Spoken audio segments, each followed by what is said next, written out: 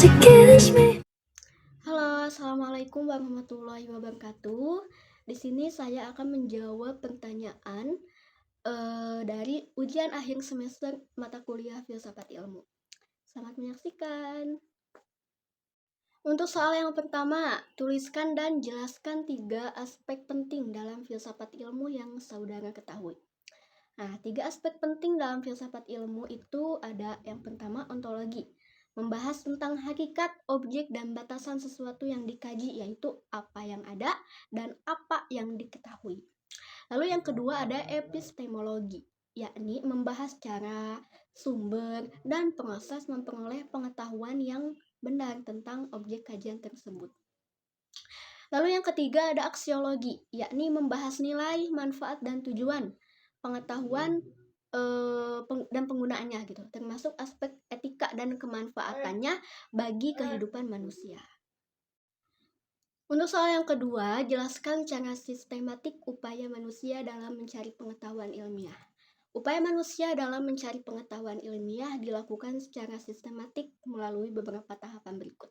Yang pertama ada merumuskan masalah atau pertanyaan yang ingin dijawab.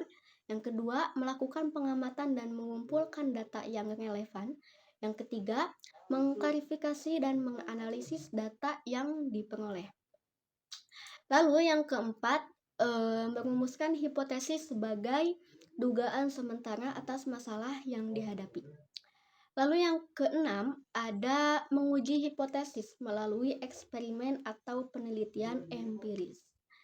Yang ketujuh, menarik kesimpulan berdasarkan hasil pengujian dan verifikasi data.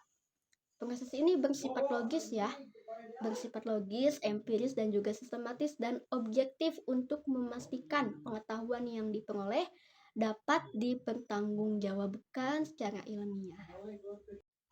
Oke, untuk soal yang ketiga, tuliskan syarat pengetahuan dapat dikatakan ilmiah. Tuliskan beberapa sarana dalam upaya pengetahuan ilmiah dan beberapa khazanah pengetahuan ilmiah. Nah, syarat pengetahuan dapat dikatakan ilmiah yaitu 1. Objektif. Pengetahuan harus berdasarkan fakta dan tidak dipengaruhi opini pribadi. Yang kedua, sistematis. Tersusun syarat teratur, logis, dan saling terkait. Yang ketiga, metodologis, yakni menggunakan metode ilmiah yang jelas dan teruji. Lalu yang terakhir ada universal, yakni berlaku umum dan dapat diterapkan di mana saja. Nah, sarana dalam upaya pengetahuan ilmiah antara lain yang pertama, pengamatan dan eksperimen untuk mengumpulkan data. Lalu yang kedua, metode ilmiah sebagai kerangka kerja penelitian. Nah, yang ketiga, alat dan teknologi pendukung pengujian dan analisis data. Yang keempat, untuk khasanah pengetahuan ilmiah meliputi logis, yakni masuk akal dan sesuai aturan berpikir, kumulatif, berkembang dan memperbaiki pengetahuan sebelumnya, terus tentatif, bersifat sementara dan dapat berubah jika ada bukti baru, lalu terbuka, yakni dapat diakses dan dikembangkan oleh siapa saja. Oke, untuk soal yang keempat, menurut saudara bagaimana sebaiknya ilmu dikembangkan? Apakah ilmu dikembangkan bebas nilai? Ataukah ilmu yang dikembangkan terikat dengan nilai? Nah, kemukakan argumentasi saudara. Oke. Ilmu sebaiknya dikembangkan tidak bebas nilai, melainkan terikat dengan nilai.